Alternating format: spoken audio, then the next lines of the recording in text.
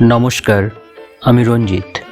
উত্তরের যাত্রাওয়ালা রঞ্জিত ইউটিউব চ্যানেলে ও ফেসবুক পেজে আপনাদের স্বাগত জানাই। আজ আমরা জানব নবরঞ্জন অপেরার অতীত ইতিহাস। যাত্রা জগতে যেসব দল বা অপেরাগুলি অবিস্মরণীয় অবদান রেখে গেছে তাদের মধ্যে অন্যতম নবরঞ্জন অপেরা। প্রবাহমান কালের মতো বর্তমানেও তাদের ঐতিহ্যের ধারা বজায় রেখে চলেছে। নবরঞ্জন অপেরার ইতিহাস জানতে হলে প্রথমে আমাদের জানতে হবে রঞ্জন অপেরা সম্পর্কে। 1932 খ্রিস্টাব্দে বীরভূমের হেতমপুরের রাজা কমলানিরঞ্জন চক্রবর্তী একটি শৌখিন যাত্রা দল হিসেবে রঞ্জন অপেরা তৈরি করেছিলেন।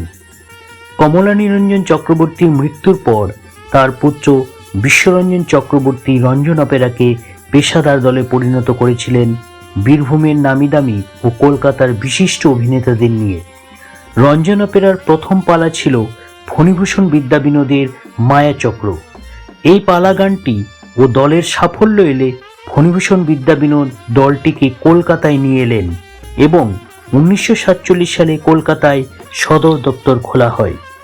দ্বিতীয় বিশ্বযুদ্ধের পর সামাজিক ও কাল্পনিক পালা রচনা ও উপস্থাপনার জোয়ার আসে। 1950 সালে কানাইলাল শীলের দেশের দাবি পালাটি গণ আন্দোলনের সূচনা পর্বের প্রাথমিক সামাজিক পালা। এই পালায় কানাইলাল প্রথম শোষণ, পীড়ন, মুনাফাখোর, মজুদদার, কৃত্রিম দুর্ভিক্ষ সৃষ্টির চিত্র তুলে ধরেন। পালাটি প্রথম আসরস্থ হয় রঞ্জন অপেরায়। এই দলের উল্লেখযোগ্য অভিনেতারা হলেন ফণীভূষণ বিদ্যাবিনোদ, ফণীভূষণ মতিলাল, পঞ্চু সেন, পূর্ণেন্দু বন্দ্যোপাধ্যায়, মাখন সমাদ্দার, ভোলা পাল, গায়ক বিনোদ বিহারী ধারা, যিনি ছিলেন বিখ্যাত গায়ক গুরুদাস ধারার পিতা। নারী চরিত্রে যেসব পুরুষ নারীরা অভিনয় করেন তাদের মধ্যে উল্লেখযোগ্য হল হরিপদ রানী, শিব রানী, নিতাই রানী প্রমুখ। রঞ্জন অপেরার উল্লেখযোগ্য পালাগুলি হল কানাইলাল শীলের দলমাদল, দেশের দাবি, সৌরীন্দ্র মোহন চট্টোপাধ্যায়ের ব্যথার পূজা, রক্তবীজ, চক্রছায়া, আত্মহুতি, পূর্ণচন্দ্র দাসের স্বপ্ন সাধনা, জিতেন বসাকের রক্তের লেখা। এছাড়া মায়াচক্র, মহিষাসুর, পলাশির পরে, প্রবীরার্জুন, রাজনন্দিনী প্রভৃতি পালাগুলি সুনামের সঙ্গে অভিনীত হয় রঞ্জন অপেরায়। বিশ্বরঞ্জন চক্রবর্তীর মৃত্যুর পর রঞ্জন অপেরার দায়িত্ব তার ছেলে রেবতী রঞ্জন নিতে রাজি হলেন না। ফলস্বরূপ 1954 সালে দলটি ভেঙে যায়। রাজবংশের উত্তরাধিকারীদের মধ্যে কেউ দলের দায়িত্ব নিতে না চাইলে যাত্রাশিল্পী ও কর্মীরা রঞ্জন অপেরাকে বাঁচিয়ে রাখার চেষ্টা করেন। এদের মধ্যে অগ্রণী ভূমিকা গ্রহণ করেন পঞ্চু সেন ও শরৎ মুখার্জি। রঞ্জন অপেরা বন্ধ হয়ে যাবার উপক্রম হলে শরৎ মুখার্জি ও পঞ্চু সেন রঞ্জন অপেরাকে গড়ে তোলার জন্য জীবনকৃষ্ণ দাসের কাছে আর্থিক সাহায্য চাইলেন। জীবনকৃষ্ণ দাস রঞ্জন অপেরার যাবতীয় কাগজপত্র কিনে নিয়ে নতুন করে দল সাজালেন। কলকাতার চিৎপুরের অন্ধকারাচ্ছন্ন সেদিনকার যাত্রাপাড়ায় নতুন করে প্রাণ ফিরে পেল রঞ্জন অপেরা। দলের ঐতিহ্য ও গুডউইলকে ধরে রাখার জন্য রঞ্জন অপেরার নামের সংযোজন করেন নবকথাটি।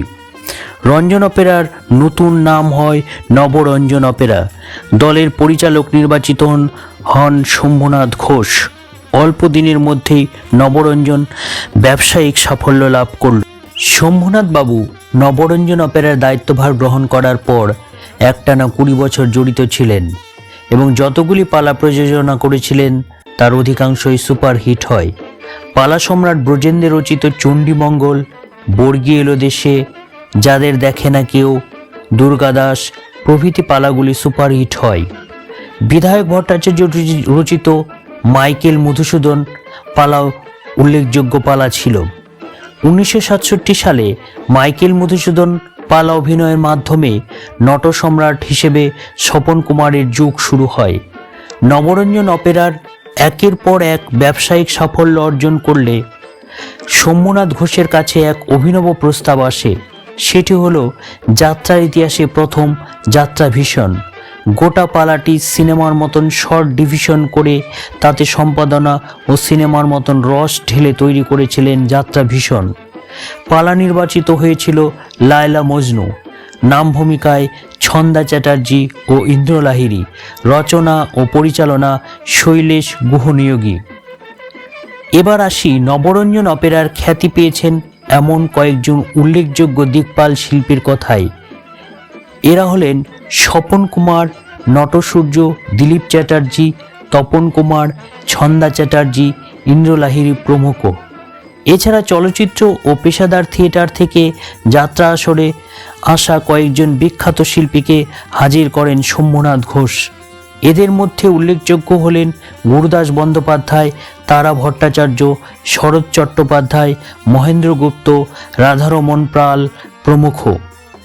1980 খ্রিস্টাব্দে 15ই জুলাই শম্ভুনাথ ঘোষের মৃত্যু হয়। তার মৃত্যুর পরবর্তী সময়ে নবরঞ্জন অপেরার অবক্ষয়ের সময় মহানায়ক উত্তম কুমারের প্রিয় অভিনেতা তপন কুমার জীবনকৃষ্ণ দাসের বিধবা স্ত্রীর কাছ থেকে 26,000 টাকায় নবরঞ্জন অপেরা লিজ নেন এবং নতুন করে জীবনদান করেন। নবরঞ্জন অপেরায় তপন কুমারের অভিনীত ও নির্দেশিত কয়েকটি উল্লেখযোগ্য পালা হলো কঙ্কাল কথা কও, শ্মশান হলো সংসার, সিথি আমার সিঁদুর তোমার, হারানো সিঁদুর ফিরিয়ে দাও। এইভাবে খ্যাতিমান অভিনেতা মহানায়ক তপন কুমার নবরঞ্জন অপেরার খ্যাতি সারা বাংলায় ছড়িয়ে দিয়েছিলেন এবং নবরঞ্জন অপেরার নিশান যেভাবে শক্ত করে ধরেছিলেন সেইভাবেই পরবর্তী প্রজন্ম এবং বর্তমান কালের শিল্পীরা এই অপেরার নিশান সমান মর্যাদার সঙ্গে ধরে রেখেছেন। নবরঞ্জন অপেরা আজও স্বমহিমায় যাত্রা জগতে তার অবদান রেখে চলেছে। নমস্কার, ধন্যবাদ সকলকে। ভিডিওটি ভালো লাগলে লাইক, শেয়ার অ্যান্ড সাবস্ক্রাইব করে দেবেন।